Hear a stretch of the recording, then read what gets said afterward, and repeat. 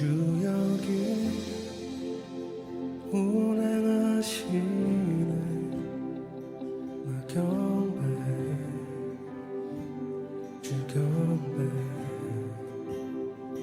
주 여기 역사하시네 나 경배해 주 경배해 주 큰 길을 만드시는 주 큰 기적을 행하시는 주 그는 나의 하나님 약속을 지키시는 주 어둠 속에 빛이 되시는 그는 나의 하나님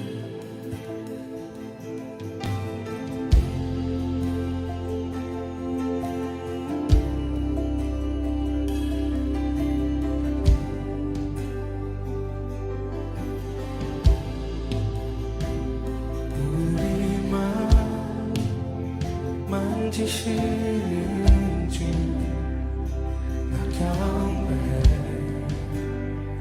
주 경배해 우리 맘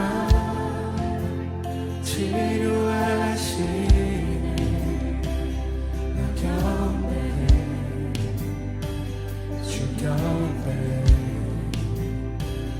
우리 삶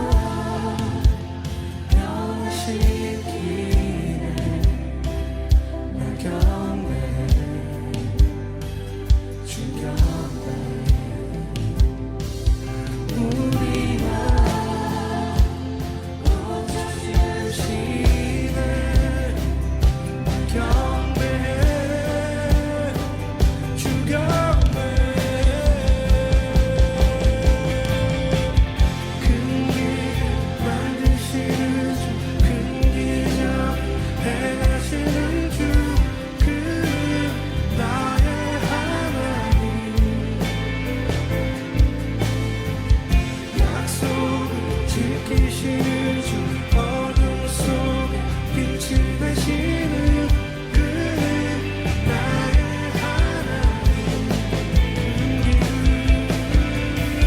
큰 길 만드시는 주 큰 기적 행하시는 주 그는 나의 하나님 약속을 지키시는 어둠 속에 빛이 되시는 그는 나의 하나님 나의 하나님 나의 하나님 나의 하나님 나의 하나님 나의 하나님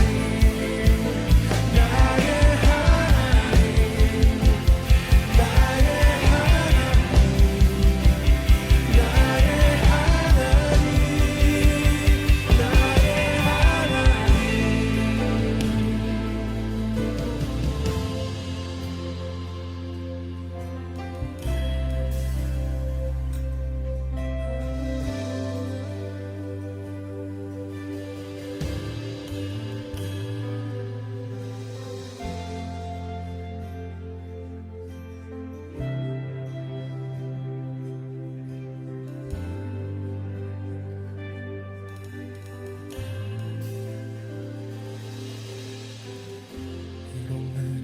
보이지 않아도 비록 내게 느껴지지 않아도 일하시네 주님 주는 결코 멈추지 않네 비록 내게 보이지 않아도 비록 내게 느껴지지 않아도 일하시네 주님 주는 결코 멈추지 않네 비록 내게 보이지 않아도 비록 내게 느껴지지 않아도 일하시네 주는 결코 멈추지 않네 비록 내게 보이지 않아도 비록 내게 느껴지지 않아도 일하시네 주는 결코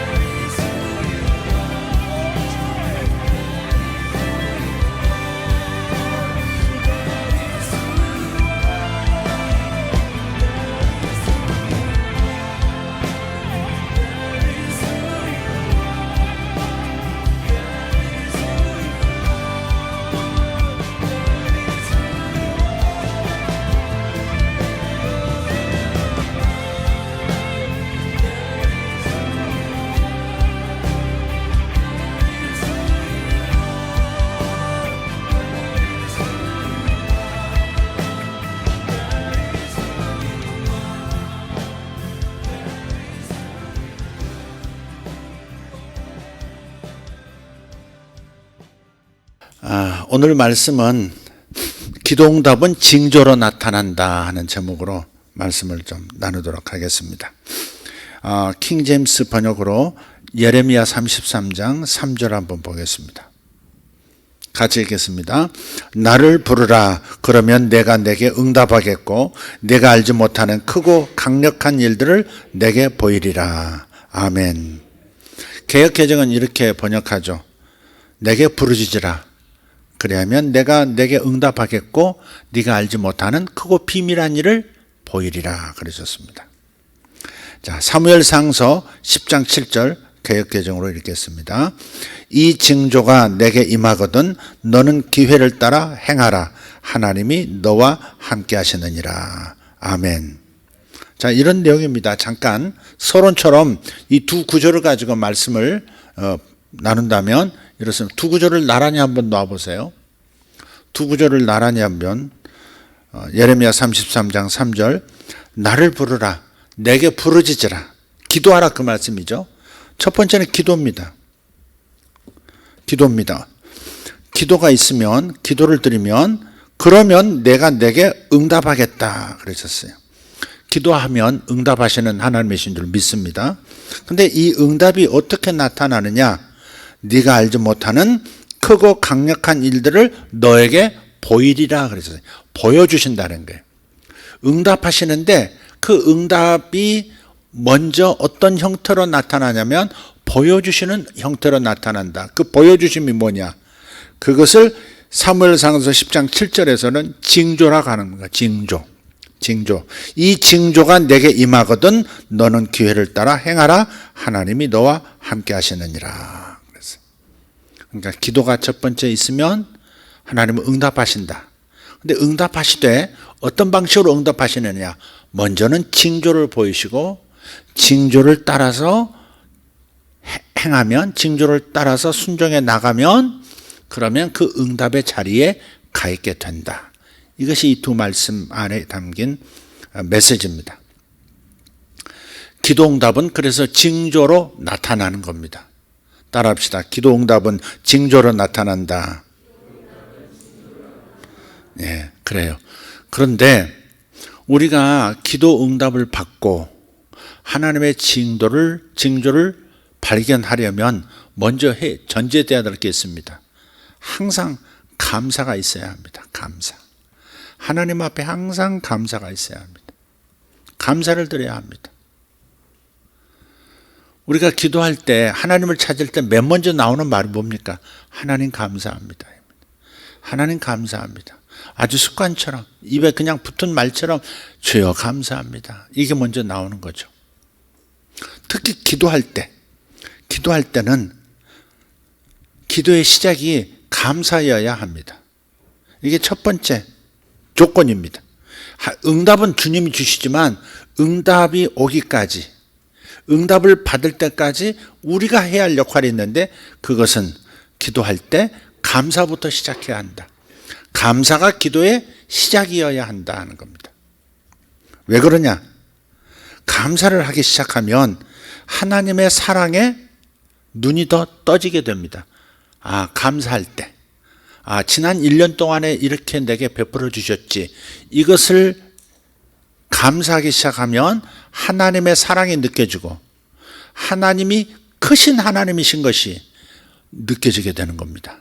그게 감사의 효과입니다. 감사하면 하나님의 사랑이 느껴집니다. 감사하면 하나님이 크신 분이시다 하는 확신을 얻게 됩니다. 지난달에도 역사하셨던 하나님, 오늘도 역사하실 수 있는 하나님이시다는 이런 확신, 그게 감사할 때 오는 거예요. 그러니까 여러분은, 저와 여러분 항상 감사하는 습관이 있어야 합니다. 그냥 차를 타고 가든 길을 걷든 밥을 먹든 뭘 하든 간에 뭔가가 언뜻 깨달아지고 뭔가가 이렇게 가슴에 닿을 때 그때마다 놓치지 말 것은 그것에 대한 감사를 하나님 앞에 드린다 하는 겁니다. 무엇보다 기도를 시작할 때 감사 기도부터 시작하는 것이 우리에게 유익하고 유리하다 하는 겁니다. 왜?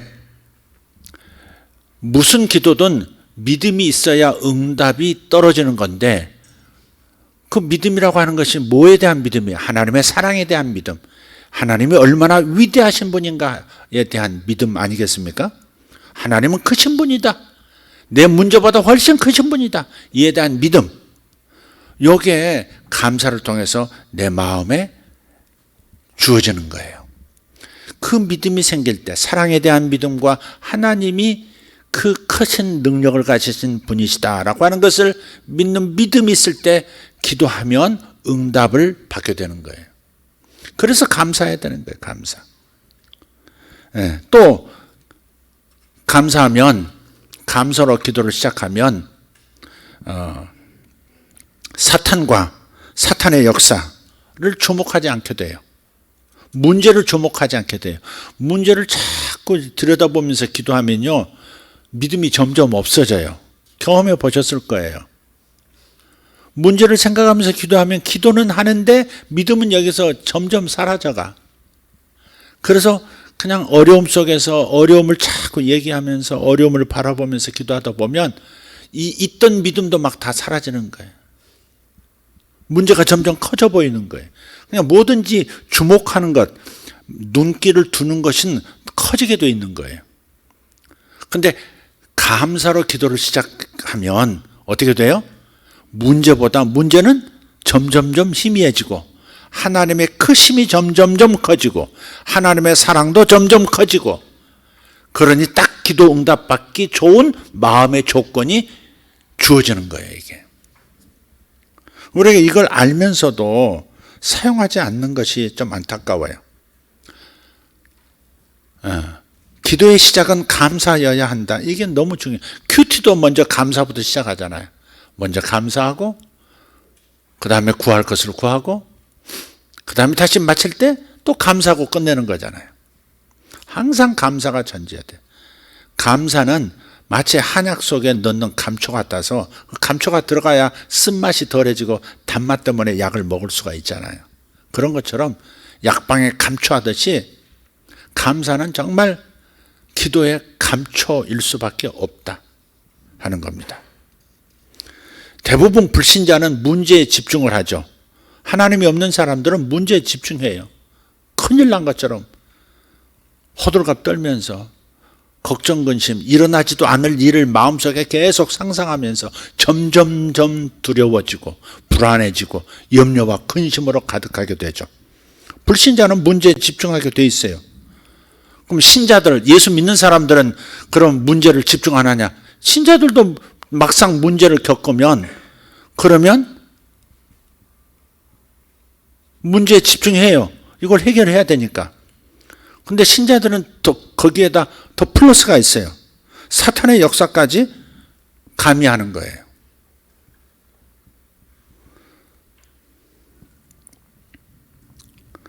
그래서 우리가 기도할 때 응답받는 기도가 되려면 그 처방으로서 감사가 있어야 되고요. 한 가지 더 추가한다면 하나님에 관한 생각을 더 많이 하셔야 돼요. 하나님에 대한 생각을 더 많이 해야 돼요. 감사 더하기 하나님 생각을 더 많이 하라. 시편 1편 1절에서 3절을 보면, 복 있는 사람은 어떤 사람이에요? 악인들의 꾀를 따르지 아니하며 죄인들의 길에 서지 아니하며 오만한 자들의 자리에 앉지 아니하고 오직 여호와의 율법을 즐거워하여 그의 율법을 주야로 묵상하는도다. 하나님을 더 많이 생각하는 거잖아요. 율법은 하나님의 말씀이자, 하나님의 말씀을 많이 생각한다는 것, 묵상한다고 하는 것은 뭐예요? 곧 하나님의 마음을 많이 묵상하는 것이고, 하나님에 대한 묵상을 많이 하는 거죠. 그래서 감사 더하기 하나님에 대한 생각을 더 많이 해라. 이것이 문제에 집중하지 않고 사탄의 역사를 제거할 수 있는 비결인 거예요.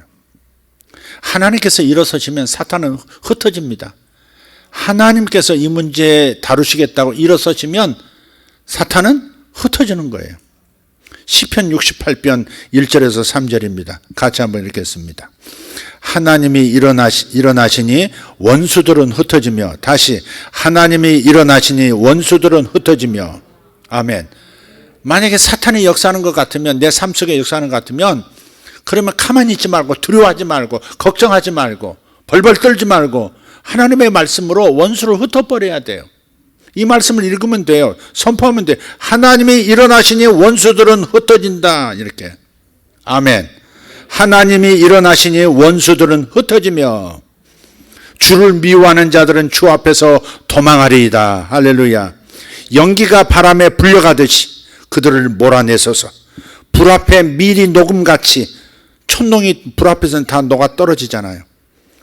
불 앞에서 밀이 녹음같이 악인이 하나님 앞에서 망하게 하소서. 의인은 기뻐하여 하나님 앞에서 뛰놀며 기뻐하고 즐거워할지어다. 이게 기도하는 사람의 마땅한 마음 분위기인 거예요. 하나님 앞에서 기뻐하면서 뛰놀며 기뻐하고 즐거워하는 거예요. 찬송도 기쁘게 하는 거예요. 나를 회개케 하는 그런 감동이 오면 회개도 하고 눈물도 흘릴 수 있지만은, 보통 찬양은 하나님 앞에서 위대하신 하나님께서 나를 사랑하시는 아버지시니까 그 앞에서 하나님께서 내 아버지 되심과 나를 사랑해 주심과 나를 위해서 능력 베푸실 것을 생각하면서 기뻐 뛰노르듯이 그렇게 찬양해야 하는 거예요. 얼마나 찬양을 이번 성탄 때 보니까 찬양도 잘하고 월십도 잘하고 우리 학생들, 어린이들 너무 잘하더라고요. 너무 감탄을 했어요. 막 기대가 되더라고요. 아니, 우리 혜연 선생님 어디 갔어요? 춤을 그렇게 잘 추대? 율동이 완전 그렇게 이쁘게 출 수 없어? 애들만 귀여운 게 아니고, 다 큰 사람도 저렇게 춤을 추면 이렇게 월십하면 저렇게 아름다울 수 있구나. 혜연 선생님 보고 내가 알았어. 근데 앞에서는 왜 안 해? 찬양할 때는 왜 안 해? 그렇게, 사람한테 은혜를 끼치고 감동 줄 수 있는 뭐라고 그러나? 몸치가 있는데, 몸치 반대가 뭐야? 몸짱이야, 뭐야? 막 이렇게 움직이면 할 때 은혜가 뚝뚝 떨어지는 것 같은 거. 멀때처럼 서가지고 이렇게 찬양하지 말고, 기껏 한다는 게, 윤주 옆에 붙었으니까 같이 이러더라고, 같이. 또 한 놈은 이리 돌고, 한 놈은 이리 돌고. 연주는 좀 포기했어, 내가. 혜연이도 그냥 같이 그러고, 그렇게 월십을 잘했는데, 그 월십 몸 언어잖아. 몸으로 하나님을 찬양하는 거잖아. 은혜가 많이 되겠더만, 그걸 왜 사용을 안 할까? 하나님 앞에서 기뻐하고, 뛰놀고, 기뻐하고, 즐거워하는 분들 되기를 바랍니다. 자, 기도응답은 징조로 나타난다. 이게 오늘 초점인데, 기도할 때 우선 기도를 해야 되는데, 기도할 때 첫 번째가 뭐라고요? 감사가 기도의 시작이어야 한다 그랬습니다. 두 번째, 기도할 때는요, 결과만을 바라보셔야 돼요. 문제를 바라봐서도 안 되고, 문제를 바라보는 게 아니라 응답되었을 때 나타날 결과, 그것을 바라봐야 돼요. 문제를 보지 말고 해답을 보면서 기도하는 거예요. 문제를 보면서 기도하면 점점 힘이 빠진다니까. 밤새도록 처리하고 더 손해보는 사람들 많아요. 왜? 계속 문제만 말하니까. 나중에는 그냥 응답해 주시라는 믿음도 다 사라져가지고 그냥 한풀이 하다가 그래서 밤새도록 기도했어. 그러고서 이제 집에 가기도 하고. 그러니까 문제를 바라보면서 기도하시면 안 돼요. 문제는 더 커져요. 왜? 혀에 권세가 있기 때문에. 문제를 많이 말하면 문제가 더 커져요. 사람 말에서 에너지가 나오거든요. 세상 말로 말하면 에너지가 나온다고. 강력한 권세가 있어요. 능력이 있어요. 혀의 말에. 개들만 앉아 일어서 앞발, 다른 발 이런다고 순종하는 거 아니에요. 듣지 못하는 만물들도 사람의 입에서 믿음의 소리를 듣게 되어 있습니다. 만물은 귀가 있어요. 만물은 조물주의 이름으로 하는 말은 다 듣고 순종하게 되어 있습니다. 바다야 잠잠하라 하니까 바다가 잠잠해지잖아요. 바람아 그쳐라 하니까 바람도 그치잖아요. 병자에게 일어나 걸으라 하니까 일어나서 걷잖아요. 뼈들이 맞춰주고 막 그러잖아요. 그러니까 자기 입에 권세가 있다고 믿는 만큼 역사가 일어나는 거예요. 올해가 가기 전에 몸에서 병들이 다 떠나기를 바랍니다. 예, 건강한 몸 가지고 2023년 맞이할 수 있기를 바라요. 작은 것부터 큰 것까지 다 떠나기를 예수 이름으로 축복합니다. 그러니까 문제를 보지 말고 뭘 봐라? 해답을 보면서 기도하라고. 해답을 기도하는 거예요. 이렇게 해주실 것을 믿습니다. 저는 이것을 원합니다. 현재 문제, 이건 사실은 사실, 이 문제가 사실은 사실인 것을 인정합니다. 그러나 하나님의 능력 안에서 반드시 이렇게 될 것을 믿습니다는 해답을 보면서, 응답을 보면서, 이루어진 걸 보면서, 결과를 보면서 그걸 기도하는 거예요. 그래서 제가 늘 말하지만 자녀 문제 때문에 자녀가 속썩인다고, 자녀가 지금 어렵다고, 그 자꾸 자녀의 어려운 문제를 해결해 달라고 자녀의 문제를 언급하지 말라는 거예요. 좋은 소재가 있잖아요. 태몽이 있잖아요. 태몽. 하나님께서 내 아이가 해가 있는데 해가 나타났는데 해 속으로 아이가 쫙 올라갔다. 그 하나님의 그 후광을 덧입는 거 아니에요. 그 얼마나 하나님께 큰 은총을 받는다는 약속입니까?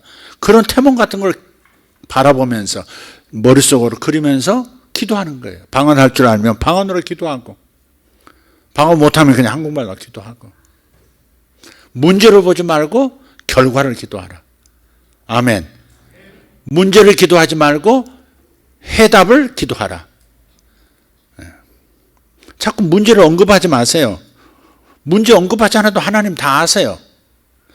근데 문제는 자꾸 말하면 말할수록, 문제를 말하면 말할수록, 어려움을 말하면 말할수록 내 마음이 가라앉는다는 거예요. 믿음도 사라지고 소망도 없어지고 힘이 쫙쫙 빠지고, 기도는 많이 했는데 얻는 건 하나도 없고 응답도 없고, 그렇게 살 필요가 뭐가 있어요? 그렇게 기도할 필요가 뭐가 있어요? 결과를 바라보라는 거예요. 하나님은 만들고 성취하시는 분이라고 분명히 말씀했어요. 예레미야 33장 3절 보면 만들며 성취하는 분이라고 말씀을 해요. 읽어봅시다.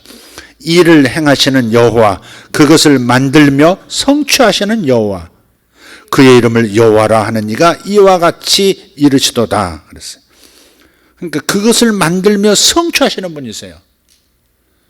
우리가 구하는 것을 만드시고 완성시키시는 분이시라고. 아멘.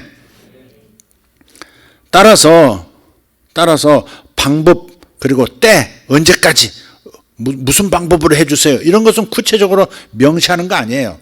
하나님 누구를 통해서 역사해 주세요, 이렇게 언제까지 역사해 주세요, 이렇게 하나님께 제한을 걸면 안 돼요. 그건 하나님 마음대로 하셔야 돼. 내가 기도하는 건 이렇게 될 것을 믿습니다, 이렇게 되게 해주세요, 이것을 저는 원합니다, 이렇게 말하는 거죠. 현실은 이렇지만 저는 이것을 원합니다, 결과를 얘기하라 이 말이에요. 근데 어떻게 이루실 거냐는, 하나님은 뭐 수만 가지 방법이 있으니까 그걸 제한해서는 안 돼요. 그건 하나님의 주권에 있어요. 하나님의 주권에 있는 거예요. 어떤 방법으로 역사하실 건가, 어떤 때에 채워주실 건가, 그건 하나님 결정에 달린 거예요. 나는 이걸 원한다고 하는 것을, 하나님 당신도 내가 이 문제가 해결되어서 이렇게 자유를 누리고 이렇게 행복하고 이렇게 기쁘게 하나님께 영광 돌리는 거 하나님도 원하실 줄 믿습니다, 저도 원합니다, 이렇게. 그것만을 하나님께 기도하는 거, 그게 기도의 지혜인 거예요. 기도를 하되 지혜가 없이 기도하는 분들도 많더라. 그러니까 방법, 때 구체적으로 얘기하지 말고, 그것을 하나님을 지시하듯이 이렇게 해주세요, 그건 지가 하지 그럼 뭐.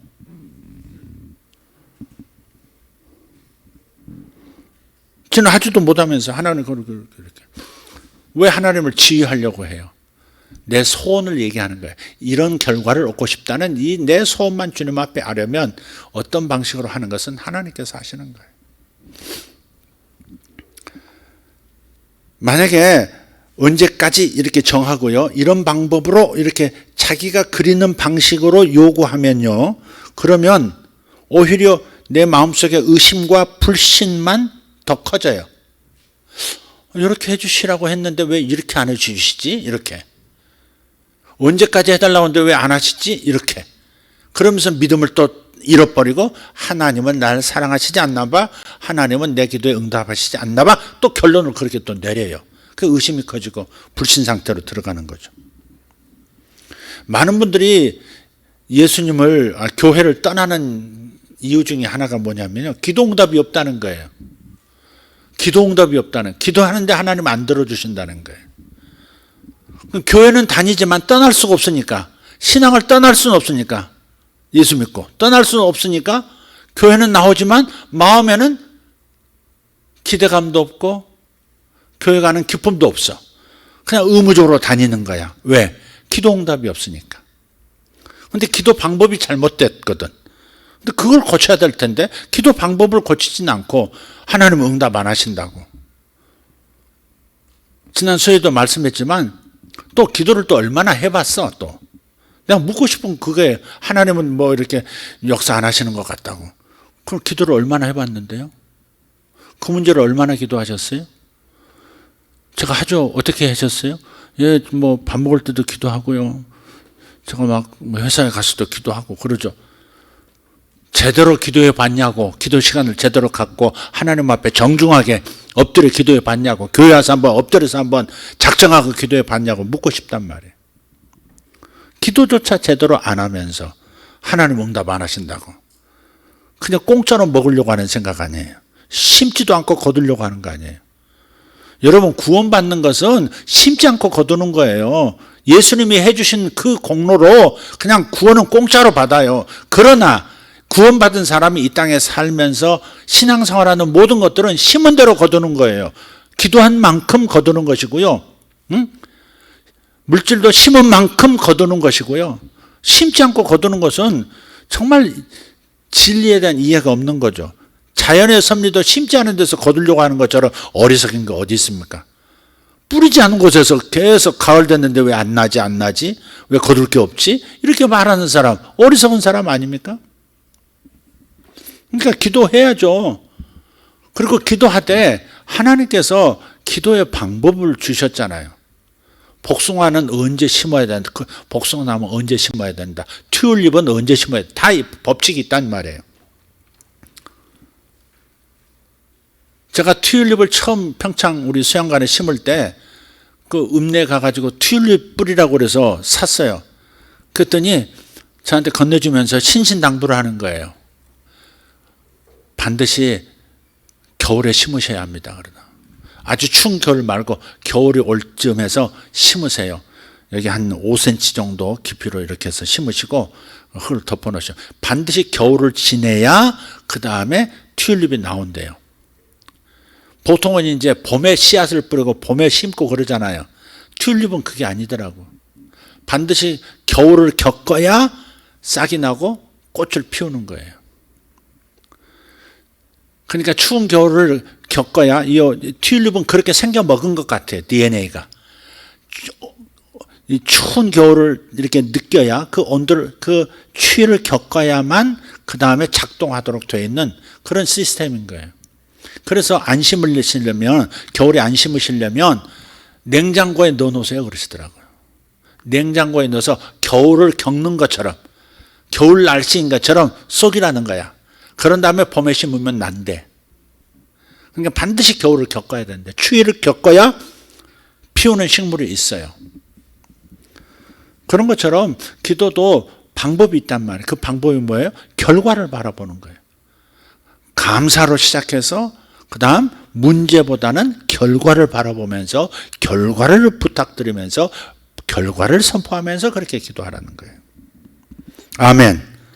그리고 방법과 때는 하나님께 맡겨라. 바로 직전에, 정말 바로 직전에 응답될 때도 너무 많거든요. 계속 애타다가 바로 하루 전날 응답되고 당일날 응답되는 경우도 있어요. 그래서 방법과 때를 내가 정해서 하나님께 말씀을 드리면 괜히 의심만 더 많이 생기고 불신이 자리를 잡는다 하는 겁니다. 마가복음 11장 22절부터 25절 한번 읽겠습니다. 예수께서 그들에게 대답하여 이르시되 하나님을 믿으라. 내가 진실로 너희에게 이르노니 누구든지 이 산더러 들려 바다에 던져지라 하며 그 말하는 것이 이루어질 줄 믿고 마음에 의심하지 아니하면 그대로 되리라. 그러므로 내가 너희에게 말하노니 무엇이든지 기도하고 구하는 것은 받은 줄로 믿으라. 그리하면 너희에게 그대로 되리라. 스톱. 무엇이든지 무엇을 기도하든지 자기가 기도하고 하나님께 구하는 것은 받은 줄로 믿어라. 그랬어요. 받은 줄로 믿어라. 결과를 기도하라. 그 말씀이죠. 문제를 바라보며 문제를 언급하지 말고 결과를 바라보면서 결과를 언급하면서 주님 이렇게 해주시네요. 이렇게 해주시는 것을 감사합니다. 이렇게 해주실 것을 확신합니다. 이렇게 결과를 구하는 것은 받은 줄로 믿어라. 이 받은 줄로 믿으라는 결과가 이루어진 것처럼 여겨라 그 말 아니에요. 그러려면 천상 응답된 모습을 봐야지. 응답되었을 때 내가 얼마나 기쁜지, 응답되었을 때 내가 얼마나 행복해할지 그런 것을 생각하면서 기도하는 거죠. 전혀 문제 따위는 생각지도 않고 사탄의 역사 따위는 그냥 내 생각에서 싹 사라지고 오직 응답되었을 때 내가 얼마나 감사하고 영광 돌리고 기뻐할 것인가. 바로 거기에 몰두할 때 그대로 된다는 겁니다. 아멘. 그래서 정죄감이 있으면 안 돼요. 마음에 정죄감이 있으면요 믿음의 기도를 못합니다. 그럼 죄를 안 지어야 되는데 또 죄를 또 짓거든. 근데 기도할 때 보면 딱 떠오르는 것들이 있어. 사탄의 기도를 방해하기 위해서 내가 잘못한 것을 딱 떠올린다고. 이렇게 오늘 잘못한 것도 떠올리지만 과거에 이미 회개도 하고 한 모든 일들 가운데 이렇게 떠올려. 내가 제대로 한 게 없지, 하나님을 기쁘시게 한 게 없지, 나 같은 것이 뭘 하나님께 달라고 할 수 있어, 이러면서 정죄감을 줘요. 사탄은 그렇게 역사해요. 그렇게 해서 기도 응답이 이루어지지 않도록 역사하는 거거든요. 그래서 정죄감이 없어야 돼. 그래서 회개할 때는 회개할 것은 회개하고 그 다음에 기도하는 거고. 아멘. 깨끗하게 용서해 주심을 확신하고 이렇게 기도하는 거죠. 무엇보다도 이미 십자가에서 바로 그러한 죄들을 위해서, 그런 나의 못난 실수와 실패와 못난 모습을 위해서 십자가에서 대신 벌을 받으시고 십자가에서 모든 저주를 대신 받으셨으니까 이미 용서된 것을 믿고 주님 제가 이것을 신합니다 하면 즉시 내 마음에 자유가 또 오거든요. 그래서 여러분이 할 수만 있으면 항상 복음을 여러분 자신에게 설교할 수 있어야 돼요. 여러분 자아에 복음을 날마다 설교할 수 있어야 돼요. 좋은 방법은 복음의 약속들 있지 않습니까? 복음의 약속의 말씀들 있지 않습니까? 그가 십자가에서 대신 저주를 받으심으로 너희에게 자유를 주었다. 그런 말씀들 있잖아요. 그런 말씀들을 내게 날마다 들려주는 거야. 묵상하는 거야. 암송도 하고 묵상도 하는 거야. 수없이 그런 구절들을 여러분에게 말씀을 드렸잖아요. 율법과 복음에 대해서 올해 들어와서 특히 쉽게 이렇게 설명을 하면서 그런 구절들을 여러분에게 계속 들려주는 거야. 스스로를 먹이는 거야. 스스로에게 하나님의 말씀, 복음의 말씀을 자꾸 먹여야 돼요. 그러면 확신이 오고 정죄감이 사라지고 하나님이 나를 사랑하신다는 확신이 더 들고, 그러면 어떻게 해요? 그러면 기도의 효과가 나타나고 그런 거죠. 사탄의 방해도 떠나가고요. 그래서 자기가 이런 암송한 구절이 없으면, 들려줄 메시지가 없으면 설교를 들으시면 돼요. 설교를 다시 복음에 관한 설교를, 니들이 이렇게 하지 않으면 이런 벌을 받는다, 기타 등등 정죄감 주는 그런 설교 듣지 말고 주님께서 나를 위해서 해주신 일에 대한 내용들이 담긴 설교. 율법은 내가 하나님에게 해야 할 어떤 의무들이잖아요. 율법은 내가 하나님 앞에서 해야 될 것, 내가 해야 될 일들을 말하는 게 율법이라면, 복음은 하나님이 나를 위해서 해주신 일, 그게 복음인 거예요. 아멘. 이해가 되세요? 모든 게 하나님의 말씀이지만 이 하나님의 말씀에는 율법의 말씀도 있는 거예요. 율법. 구약만 율법이 아니에요. 신약의 예수님의 말씀도 율법적인 게 있어요. 사도들도 율법, 법을 얘기하는 게 많아요. 그것은 내가 해야 되는 거거든. 근데 내가 해야 되는 데만서 우리가 잘 못해. 그러니까 천상 주님께서 나를 위해서 해주신 일, 내가 못 지켰을 때 주님께서 이미 십자가에서 용서해 주셨다고 말씀해 주시는 그 말씀을 끊임없이 내가 들을 수 있어야 돼요. 그래야 정죄감이 없고 내가 담대해지고 믿음으로 기도가 되어지고 건강하고 긍정적인 사람이 되고, 이런 사람이 되면 항상 뭐든지 잘 될 것 같은 확신이 있어요. 특별하게 뭐 기도 안 하는데도 잘 될 것 같다 하는 확신이 항상 마음속에 있어. 그러니까 말도 긍정적이고 말도 확신에 찬 말을 하고 말도 항상 응답에 대해서 말을 하고, 문제를 그렇게 자주 언급하지 않아요. 그런 사람들은. 복음을 자꾸 듣는 사람은 하나님의 사랑으로 꽉 차 있기 때문에 항상 잘 되리라, 나쁜 것은 좋은 일로 바뀔 것이고 좋은 일은 더 좋은 일로 바뀔 것이다, 이런 긍정적인 마음이, 이런 믿음의 마음이 꽉 차 있는 거예요. 그래서 항상 자신에게 어찌하든지 주님께서 나를 위해서 해주신 그 일, 복음을 들려줄 수 있도록 여러분이 조치를 취하셔야 돼요. 자, 두 가지 얘기했습니다. 감사가 기도의 시작이어야 한다. 두 번째는 결과를 바라보면서 기도하고, 결과를 기도하라. 결과만을 바라보라 그랬습니다. 세 번째, 이제 오늘 제목에 나온 것처럼 징조를 따라 행하라 그랬습니다. 징조를 주세요. 응답이 떨어질 때 징조가 나타나요. 응답이 오기 전에 징조부터 나타나요. 왜냐하면 내가 해야 할 일도 있거든요. 내가 순종해야 될 일도 있고, 내가 따라가야 바로 그 장소, 그 사람을, 내가 기도하는 그 일을 이루는 그 경험이 나타나거든요. 가만히 있으면 하나님이 알아서 갖다가 주고 입에다 알아서 떠넣어주시는 것이 아니라 내가 해야 될 일이 있단 말이에요. 그래서 징조가 나타나게 돼 있어요. 징조가 나타나면 그 징조를 따라 가면 되는 거예요. 이스라엘 백성들이 항상 텐트 치고 광야에서 살았어요.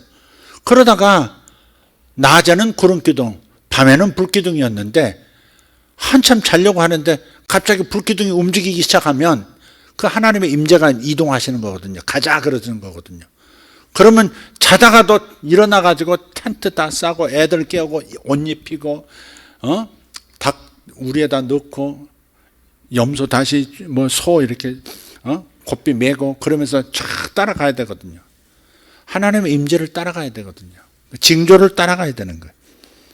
낮에 그러면 구름기둥 따라가면 되고 밤에 불기둥 따라가면 되고, 구름기둥 불기둥 같은 신호를 잡고 따라 나서셔야 합니다.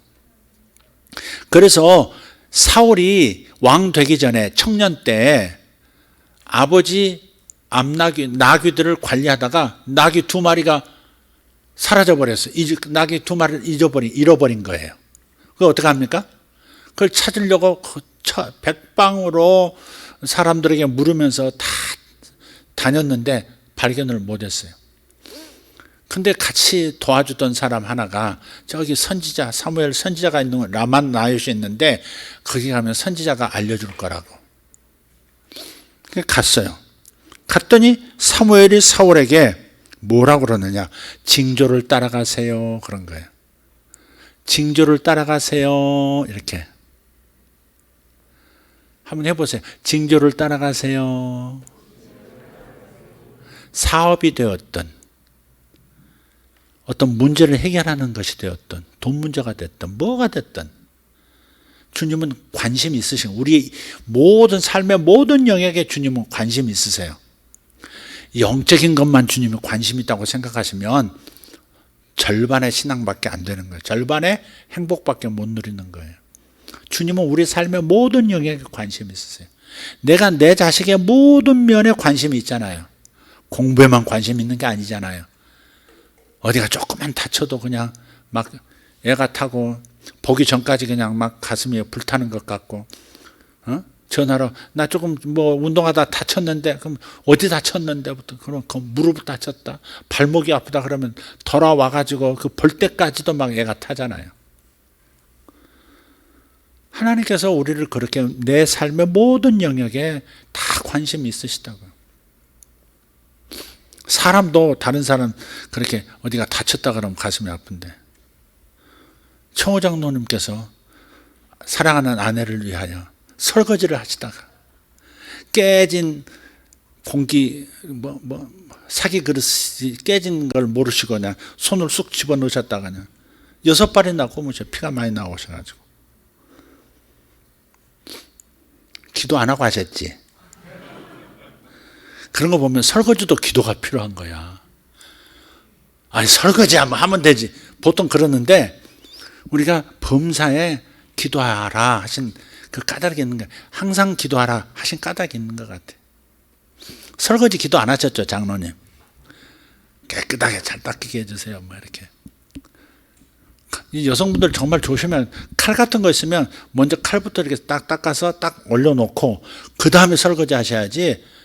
급하면 이렇게 손 쑥 주면 칼날도 비고 그러니까 정말 조심해야 돼. 아니 장로님 그 뵈셨다는 얘기 듣는데 그냥 무릎이 시큰하더라고. 막 듣는데 아우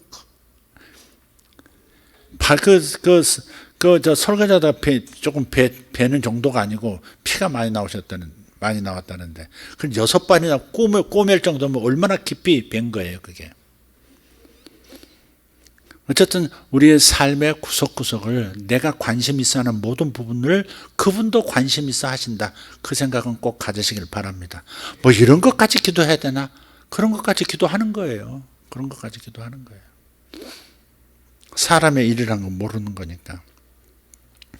그래서 사무엘이 사울에게 징조를 따라가세요 했단 말이에요. 사무엘상서 10장 7절 보세요. 사무엘상서 10장 7절 아까 읽었던 본문이죠. 드디어 이 본문이 나왔어요. 이 징조가 내게 임하거든 너는 기회를 따라 행하라. 하나님이 너와 함께 하시느니라. 킹제임스에서는 이렇게 되어 있어요. 이런 표적들이 내게 생기거든 너는 기회가 생기는 대로 행하라 그랬어요. 이게 뭘까? 이런 말씀들이 뭘까? 징조라고 하는 것은 미래에 일어날 일에 대한 힌트예요. 징조가 뭐라고요? 미래에 일어날 일에 대한 힌트가 딱 주어져요. 힌트. 우리가 시험 볼 때도 선생님이 힌트 이렇게 할 때 있잖아요. 수수께끼를 내도 힌트 이렇게 있잖아요. 그 징조라는 것이 응답 전에 응답을 내가 보고 응답을 딱 거머쥘 수 있도록 힌트 이렇게 준다고. 그게 징조예요. 미래에 일어날 일에 대한 힌트. 그게 징조. 그래서 하나님이 이루시겠다는 약속입니다. 징조라는 것은 내가 이렇게 하겠다. 징조가 나타난 것은 내가 이루어 주겠다라는 약속을 이제 마지막으로 하신 거와 똑같은 거예요. 이사야 38장 7절 읽어보겠습니다.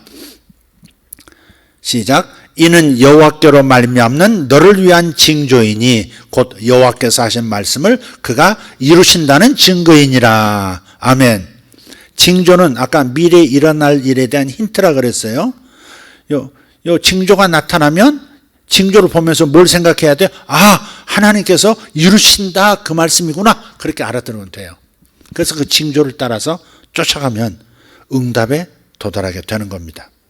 근데 징조는 다양하게 나타나죠. 징조가 우리 삶에서 어떤 일에 대한 하나님의 징조를 주실 때, 힌트를 주실 때 다양하게 나타나요. 어떤 때는 천사가 나타나서 힌트를 줄 때, 징조를 나타낼 때도 있어요. 누가 그랬어요? 기드온이 밤중에 미리삭을 몰래, 미디안 몰래 이렇게 포도주 틀에서 이렇게 비벼서 먹고 있을 때 갑자기 천사가 나타나서 큰 용사여 그랬단 말이에요. 큰 용사여 이렇게 할 때. 그때 하나님이 나를 쓰시는구나. 하나님이 역사하시겠구나. 하나님께서 이스라엘을 구원하시겠구나. 그걸 탁 안다고. 그 방향으로 따라가면 되는 거예요. 기도는 따라갔죠. 기도는 천사가 큰 용사여 하면서 다가왔을 때 그리고 양털 시험까지도 다 해서 결국은 이스라엘을 구원시키는 그런 사사가 되었습니다. 요셉도 징조가 있었어요. 요셉의 징조는 주로 꿈이었습니다. 꿈. 요셉이 노예면서도 감옥에 있을 때 어느 날 아침에 감옥에 이렇게 쓱 이제 저 간수장 이제 따까리 하고 있을 때 그래서 식사 날라다 주려고 이렇게 쫙 가는데 보니까 술 맡은 관원장, 떡 맡은 관원장 두 사람이 똑같이 얼굴이 어두운 거야. 근심이 가득한 찌푸린 인상으로 앉아있단 말이에요. 그럴 때 뭐라 그래요? 왜 당신들의 얼굴에 근심의 빛이 있나이까 그러잖아요. 그게 징조를 따라가는 거야. 그게 우리가 꿈을 꿨다. 이 사람도 꿈을 꿨고 나도 꿈을 꿨는데 꿈을 해석할 방법이 이게 무슨 뜻인지 모르겠다. 이게 바로 징조라고. 이게 요셉은 뭘 잘해요? 잘하는 게 뭐예요? 꿈을 해석을 잘하잖아. 그러니까 하나님께서 요셉에게 이제 새로운 시즌이 시작된다. 네가 자유케 될 뿐 아니라 이제 새로운 계절이 시작된다는 것을 징조를 보이시는데 다른 사람의 얼굴빛을 통해서 그리고 그 다음 그 사람들이 꿨다는 꿈을 통해서 그래서 그 두 사람의 꿈을 해석해 줬는데 3일 뒤에 두 사람 각각 다 한 사람은 복권되고 사면 복권되고 한 사람은 그냥 돌아가시고 해석해 준 대로 됐어요. 그것이 계기가 되어가지고 나중에 2년 뒤에 바로 왕이 꾸었던 꿈도 해석해 주면서 총리가 되잖아요. 신분이 달라지는 축복이 나타났어요. 그래서 징조는 꿈을 통해서도 나타나요. 남의 꿈만 아니라 내 꿈을 통해서도 나타나요. 하나님께서 이 나라를 새롭게 하신다. 전혀 다른 방향으로 가게 하실 것이다. 라는 징조는 제가 2년 전 그때 윤석열 검찰총장이 한참 이제 좀 갈등이 이제 시작되는 그쯤에 하나님께서 주셨던 그 꿈 여러분 다 아시죠? 그가 나중에 대통령까지 될 것이고 그가 대통령이 된 다음에 저기 한강가에다가 자리를 잡을 것이고 그곳에서 어떤 일까지 다 할 것이다 라고 하는 것을 보여주시다 말씀했잖아요. 그것을 선포했고 그런 것들이 그런 꿈을 쫓아가는 거죠. 꿈을 따라가는 꿈이라는 징조를 따라가는 거예요. 엘리사 역시 천사가 현현했습니다. 하늘에 불병거가 내려와서 자기 스승을 데리고 올라가 버리는 것을 봤단 말이죠. 그 다음부터 갑절의 영감이 주어졌어요. 자기 소원이 뭐였어요? 스승보다 갑절의 영감을 얻는 거였어요. 근데 그것을 이루시겠다는 힌트가 뭐였어요? 징조가 뭐였어요? 천사가 나를 데리고 가는 것을 네가 보면 그 일이 이루려니와 열왕기하서 2장 2절 하나님이 나를 하늘로 데려가시는 것을 네가 보게 되면 그러면 너에게 네가 가지고 있는 그 소원이 이루어질 것이다. 징조는 이루어진다라고 하는 하나님의 최종 약속 본이다. 그렇게 생각하시면 되는 거예요. 하나님께서도 자연을 통해서도 말씀하시죠. 자연을 통해서도 징조를 보이세요. 양털을 깔아놓고 기드온이 양털만 적게 해주시고 마당은 건조하게 해주세요. 그랬더니 그 다음날 양털만 짜면 물이 주르륵 흘러나오고 그 땅은 그냥 바싹 마른 상태고 한 번 더요. 이번에는 양털만 뽀송뽀송 땅은 축축 이렇게 해주세요. 그랬더니 그 다음날 또 그렇게 되고 이런 자연을 통해서 하나님은 내가 어떻게 쓰임 받을 것이다 라고 하신 그 하나님의 약속이 이루어질 것이다 라고 하는 징조가 되는 거예요. 여러분들이 다양한 채널을 통해서 하나님의 징조가 나타나기를 기다려야 돼요. 기도하면서 징조가 어떻게 나타날 건가? 이렇게. 내가 원하는 것은 모든 것은 다 이루어진다 이렇게 생각할 일은 아니에요. 내가 기도를 너무 간절한 기도 제목인데도 하나님의 뜻이 아닐 수도 있는 거예요. 그러니까 모든 기도가 다 응답돼야 돼. 모든 내가 구하는 것마다 징조가 다 나타나야 돼. 그러면 또 여러분 또 이제 시험 드니까 하나님의 뜻 안에서 하나님이 이루어 주신다면 징조를 보여주실 텐데 징조를 제가 놓치지 않게 해주세요. 이런 자세는 가져야 된다 이 말이죠. 제가 어느 교회로부터 초청을 받았어요. 1월 달에 또 어딜 좀 가야 돼요. 우리 국내에 있는 교회예요. 2월 달에는 이제 호주에 있는 교회 이제 집회를 가는데 1월 달에 그 교회 내가 가야 할 이유가 뭡니까? 초청은 받았는데 그래서 마음에 가라는 감동이 있어서 가겠다고 했는데 근데 제가 무슨 메시지를 해야 됩니까? 그 교회는 우리 교회보다 크고 굉장히 활발한 교회고 많이 알려진 교회고 제가 무슨 메시지 할 게 있을까요? 그러고서 이제 기다렸죠. 계속. 어제 저녁에 꿈을 통해서 또 보여주셨어요. 그 교회가 이 메시지를 들어야 된다. 그러니까 그게 징조라고, 징조. 그러니까 꿈이라는 징조, 천사의 징조, 또 뭐 이렇게 자연을 통해서도 이렇게 징조가 나타나고, 히스기야도 마찬가지입니다. 히스기야가 죽을 병에서 고침을 받았잖아요. 근데도 아직도 확신이 없는 거예요. 내가 건강해져서 성전에 하나님을 배우러 성전에 올라가게 될 것입니까? 라고 징조가 무엇입니까? 이렇게 물어요. 선지자를 통해서. 징조가 뭡니까? 내가 완치된 다음에 성전에 올라가서 하나님을 뵐 수 있다고 하는 징조를 내게 보이소서. 그래요. 그러니까 하나님께서 뭐라 그러시냐면 해시계가 이제 옛날에 해시계로 이제 시간을 쟀잖아요. 해시계가 뒤로 10도가량 물러날 것이다. 그래서 마당에 왕궁에 있는 해시계를 보고 있는데 해시계가 뒤로, 아니 앞으로 가는 게 정상이죠. 해가 계속 이렇게 동에서 떠서 서로 지니까 일정하게 이렇게 앞으로 이렇게 해시계 그림자가 갈 거 아니에요. 근데 어느 순간 딱 보고 있는데 뒤로 10도가 탁 옮겨진다. 다른 말로 하면 지구가 이렇게 돌다가 자전하다가 반대로 이렇게 어느 정도 반대로 좀 돌았다는 얘기 아니에요, 이게. 과학적으로 설명하자면. 참 신비한 일인데, 어쨌든, 그 정도만 멈췄다가 돌아가도 지구에 난리가 날 텐데. 그러니까, 이럴 수 있죠. 이거는 돌아가지만, 지구는 그대로 자전을 여전히 질서를 따라서 하고 있지만, 하나님께서 초자연적으로 그림자를 이렇게, 해시계 그림자를 이렇게 돌아가는 것처럼 만들어 주실 수는 있다고 봐요. 이게 됐든 저게 됐든 하나님 뭐든지 하실 수 있는 줄 믿습니다. 그러니까 자연을 통해서, 이런 자연 질서를 통해서도 하나님은 징조를 주신단 말이에요. 또 사람을 통해서도 징조를 주세요. 기도한 것에 대해서 하나님께서 응답하신다는 징조를 보여주세요.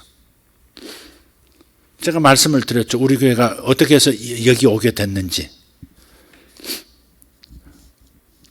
이 건물이 지어지기 전에 여기 그냥 땅만 이렇게 있었어요. 이렇게. 이쪽에 이제 뭐 노동 고용 고용부인가 뭐 그것도 이제 텅 비어 있을 때인데, 한 블럭 저 건너편에서 이제 한 40평 되는 곳에서 이제 우리가 이제 예배를 하고 있었을 때인데, 그런데 이 건너편에 있는 교회가 한사랑교회라는 교회가 유명한 교회였어요. 목사님도 유명하신 분이었고 교회가 굉장히 큰 교회였습니다. 그래서 건물 통째로 2개 층을 다 썼으니까 한 개 층은 예배당 교회로 사용하고 있었고 다른 아래층은 신학교를 운영하고 있어요. 신학생만도 한 300명 됐어요. 신학생 300명은 굉장히 많이 모이는 겁니다. 300명 정도 있었던, 우리 전도사님이 거기, 전봉규 전도사님이 거기 출신이죠. 근데 그 교회 목사님께서 이제 뭐 자세히 얘기 또 이제 또 반복이 되니까 그 목사님께서 하여간 뭔가 좀 실수를 좀 하셨어요. 정치에 대한 욕망이 있어가지고 대통령 후보로 나가셨다가 거기에 잘못돼가지고 그냥 교회가 풍지박산이 났어요. 그래가지고 교회가 없어지고 신학교도 사라지고 완전 망한 거예요. 근데 그 교회가 얼마나 귀한 교회였냐면 그때 당시 한국의 이런 영성운동이라든지 또 뭐 예언사역이라든지 치유사역이라든지 세계적인 그런 초자연적 사역을 하는 분들이 한국에 한 번도 소개가 안 됐을 때예요. 한국은 그런 것들을 환영하지 않았었어요. 근데 이 교회가 그 모든 세계적인 목사님들을 초청해서 신유사역도 한국에 이렇게 전파하고 예언사역도 전파하고 온갖 그 사역들을 다 소개했던 교회였거든요. 저도 저쪽에 있으면서 가끔 가까우니까 와서 은혜를 받고 집회도 참석하고 그랬었거든요. 너무 귀한 교회였다고. 한국에 그냥 세계적인 하나님이 역사하시는 그것을 한국의 기름 부음이 나눠지도록 했던 교두보 교회가 저 교회였다고. 근데 그 교회가 이제 뭐 해체가 되고 나니까 제 마음이 너무 안타까워가지고 하나님께 기도한 게 있어요. 주님, 저는 너무 부족하지만 그러나 너무 귀한 교회가 사라져서 안타깝습니다. 하나님도 속상하시겠습니다. 제가 부족하지만 하나님께서 그냥 대타로, 그렇게는 못해도 대타로 좀 제가 쓸만하거든, 저를 좀 이 지역으로 좀 진출하게 해서 이곳에서 그런 사역을 좀 하도록 해 주십시오. 기도를 한참 하고 있었을 때예요. 근데 우리 교회에 어떤 집사님 한 분이 오셨어요. 유명하신 유명옥 집사님이라는 분이 오셨어요. 근데 그분이 그러시는 거예요. 목사님은 여기서 이러고 계시면 안 되실 분입니다. 뭐 이러는 거예요. 나한테 예언하나? 내가 그런 큰 용사요? 뭐 그런 것처럼 저한테 그렇게 이제 표현하시는 거예요. 근데 나는 그 큰 용사가 아닌데, 뭐 별로 능력도 뭐 시원찮고 뭐 그런 사람인데, 그렇게 생각하고 있는, 그렇게 반응을 했었는데, 그분이 그렇게 말씀하셨는데 가슴에 이렇게 약간 이렇게 열기가 있더라고요. 이렇게 가슴에 이렇게 뭐랄까 뜨거운 마음이 일어난다 그럴까? 하나님께서 뭔가 역사하시지 않나 하는 징조 비슷한, 징조의 그림자가 보이는 것 같아. 그런데 어느 날 그분이 또 저한테 또 쫓아오셨어요. 와가지고, 목사님, 미금역 여기 사거리 코너에 건물이 올라갑니다. 건물이 지금 이제 막 이제 기초공사하고 올라가는데, 목사님, 저거 8층이 지금 설계를 보니까 고가 높아가지고 굉장히 좋습니다. 8층 얻으시면, 전면 다 얻으시면, 근데 돈이 하나도 없거든. 돈이 없었어요. 그럴 만한, 이걸 계약할 만한 돈도 없다고 그랬죠. 그랬더니 그분이 말만 그러는 게 아니라 사실 1억을 들고 오셨어요. 처음부터 가져오신 건 아니죠. 1억을 가져오셔가지고 그걸로 이제 계약을 한 거예요. 그때 요 본당만, 그래서 요 본당이죠. 아, 본당하고 저쪽까지구나. 요 길게, 이 전면. 우리 쇠마을 말고 여기만 해서 그때 분양이 약 10억 조금 넘었으니까, 10억 정도 됐으니까 계약금이 1억이 필요했던 거죠. 그분이 현금을 하셨어요. 그러면 해야 돼요, 안 해야 돼요? 해야지. 징조가 나타났잖아. 미래에 이루어질 일에 대한 힌트가 나타났잖아. 구체적으로 1억을 들고 이거 계약해서 합시다. 그 다음 나머지 9억 뭐 그 이상의 돈은 어디서 인테리어 값도 없고 아무것도 없고 뭐. 그렇지만 일단 이걸 시작하는 거죠. 징조가 나타났으니까 따라가야지. 그게 이 말씀이에요. 그게 이것도 보면 이 징조가 내게 임하거든 너는 기회를 따라 행하라 그랬잖아. 따라가야 돼. 여러분이 무엇을 구하든지 하나님이 응답하시려면 징조를 나타내 주신다니까. 그 일이 이루어진다고 하는 확증을, 그래서 따라오라고. 그래, 내가 응답해 줄게. 나 따라와. 그러면 네가 기도하는 것이 나 따라오면 이루어진 걸 볼 거야. 이런 뭐랄까? 길 가다 보면 이리로 가서야 하는 팻말처럼, 징조는 팻말이거든. 표시거든. 표시. 표적이거든요. 그런 게 나타나요. 그러면 귀를 기울이고 따라가야 하나? 아니면 미혹인가? 분별은 또 해야 되겠죠. 무조건 따라갈 수는 없어요. 하나님 주신 건가? 이 징조가 확신이 들면 이제 따라가는 거죠. 따라가면, 그래서 우리가 얻었던 거고, 여기서 이제 우리가 많은 일을 경험을 하게 된 거예요. 사람을 통해서도 역사하는 겁니다. 그렇게. 사람이 징조가 될 수 있습니다. 그렇기 때문에 여러분, 징조를 구하는 기도하시기를 예수 이름으로 축복합니다. 아멘. 이사야서 7장 11절. 시작. 너는 내 하나님 여호와께 한 징조를 구하되 깊은 데서든지 높은 데에서든지 구하라. 아멘. 굉장히 어려운 깊은 골짜기 같은 상황에서도 하나님의 징조를 구할 수 있고, 내가 잘 나가고 있을 때도 더 성장할 수 있도록 또 징조를 구하면 하나님 징조를 또 주신다는 거예요. 낮은 곳에 있어도 징조를 주실 것이고, 구하는 자에게 높은 곳에 있어도 더 높은 곳으로 갈 수 있는 길을, 징조를 보여주시는 하나님. 우리 재밌는 그 징조를 보고 따라간 재밌는 얘기 하나 있잖아요. 우리 이성김 선생님 다시 한번 나와봐요. 그 얘기 다시 한번 해줘봐. 기억나요? 대장동 그 얘기. 요즘 그 유명한, 몇 년째 유명한, 앞으로도 한 1, 2년 더 유명할 대장동. 나와보세요. 좀 간증 좀 해보세요.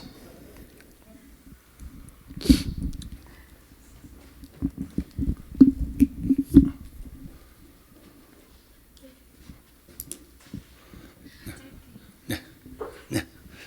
그래도 좀 자세하게 얘기를 해주셔야 돼요. 복구하세요, 복구. 네. 제가 전에도 말씀드렸는데요. 처음 듣는 분 계시니까. 네네. 네. 몇 년 전에 목사님께서 여러 가지 사인에 대한 말씀을 하셨는데 반복적으로 보이는 어떤 단어나 사물이나 뭐 이제 이런 것들을 좀 주의 깊게 보고 메시지를 이렇게 자꾸 상기하는 그런 훈련을 하면 좋겠다 이렇게 말씀을 하셨었어요. 근데 그때쯤에 저한테 계속 반복적으로 보였던 건 4시 44분 앞에 차도 444. 그러니까 계속 세상적으로는 좀 이렇게 4라는 숫자가 그렇게 좋은 숫자는 아니잖아요. 합하면 12야. 네. 그래서 이제 444가 뭔데 자꾸 보일까? 이제 남편한테도 그런 얘기를 몇 번 했었고요. 그랬었는데 그리고 나서 그렇게 보인 지가 한 2년 정도 지나고 나서 저희가 이제 주일 예배 끝나고 나서 여기 이렇게 뒤에 주차장으로 이렇게 나가는데 하얀색 버스가 이렇게 휙 지나가는 거예요. 근데 거기에 이제 커다랗게 분당의 마지막 분양 이렇게 돼가지고 대장동 풍경채 이렇게 나와 있었어요. 근데 네, 말씀하세요. 그래가지고 풍경채를 처음 들어서 남편하고 저하고 지금 정영채 집사님이 안 계신데 그게 풍경채가 뭐지? 막 이러면서 정영채 집사님이 지으신 건가? 막 우스갯소리를 하면서 막 저거 우리 한번 뭐 넣어볼까? 이제 이런 얘기를 농담삼아 했었어요.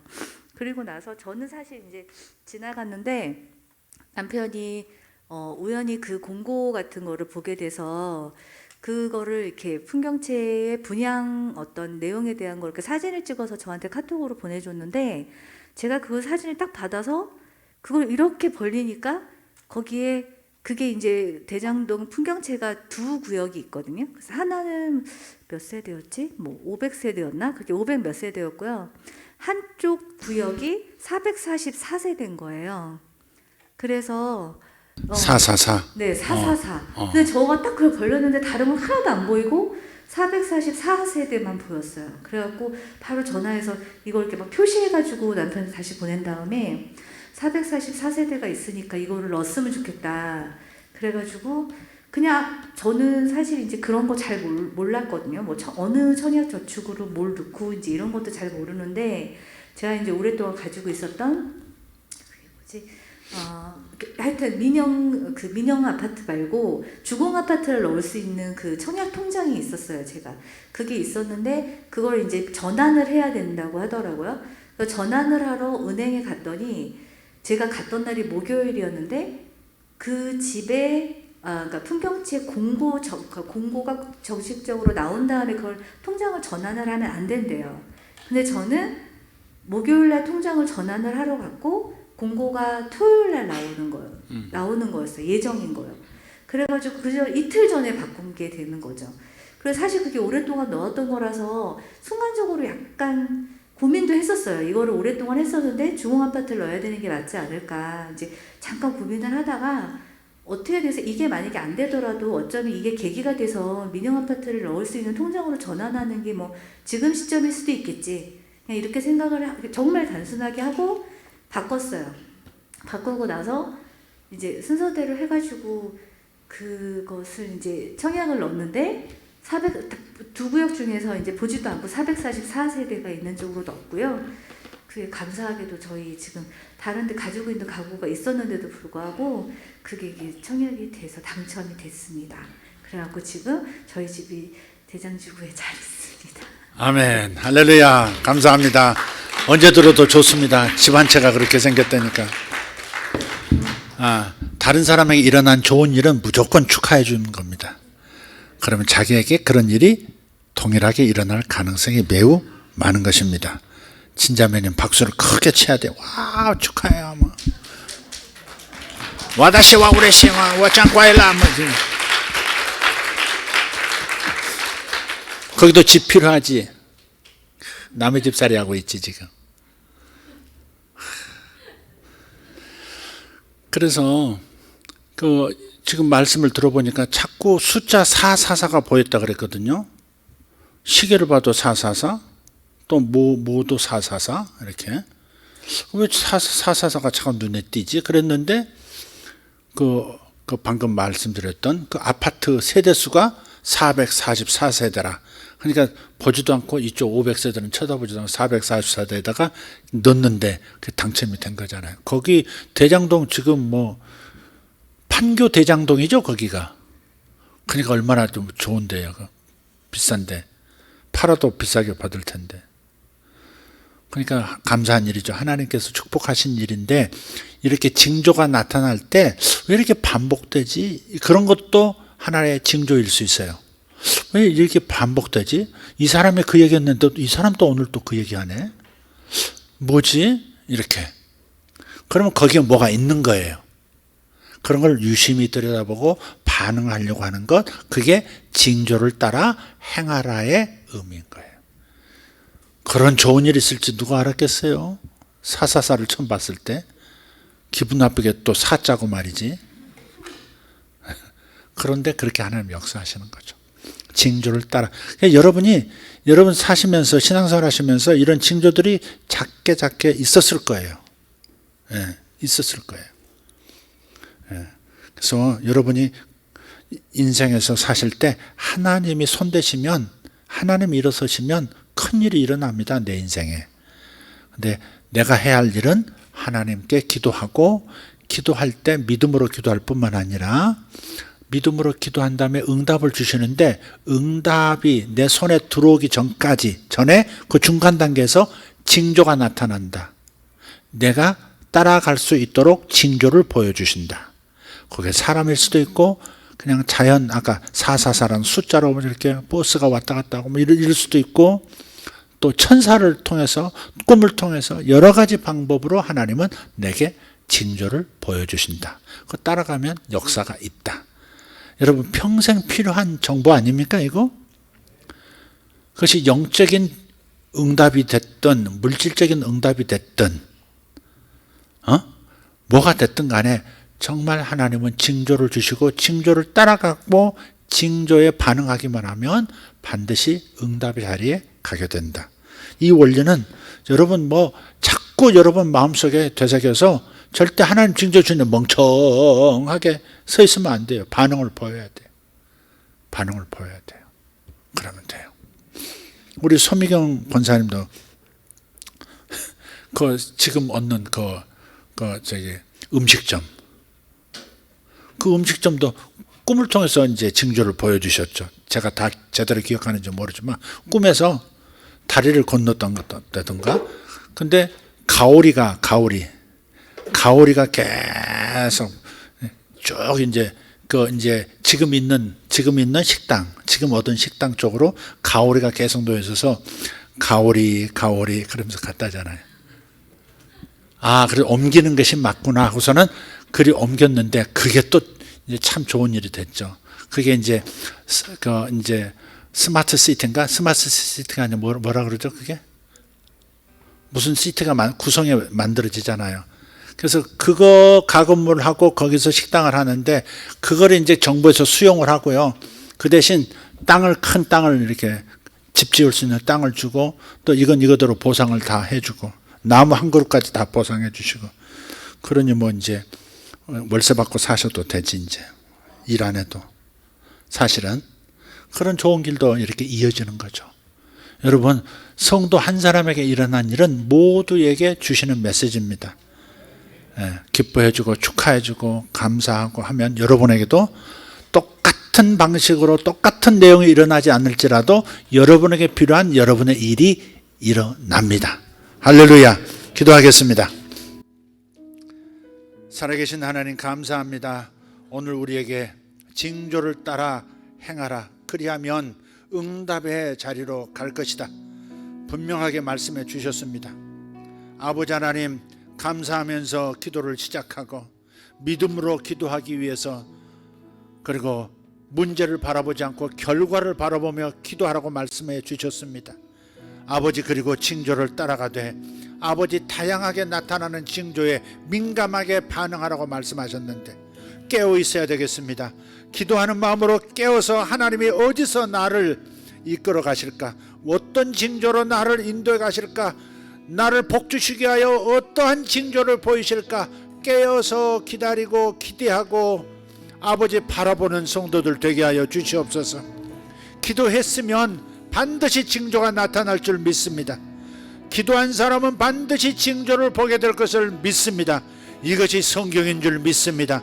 성경은 반드시 기도에 응답하시는 하나님이시여, 기도에 응답하시되 응답을 얻도록 징조부터 보이시는 하나님이심을 분명하게 말씀하고 계시니 징조 보는 일에 능한 자들 되게 하여 주시옵소서. 요셉처럼 기도원처럼 잘 따라가게 해 주시옵소서. 엘리사처럼 잘 따라가게 해 주시옵소서. 주여 역사해 주실 줄 믿습니다. 오늘 간증한 사랑하는 아버지 집사님들, 권사님, 아버지 하나님, 이 놀라운 일들이 우리 모든 성도들에게 일어나게 하여 주시옵소서.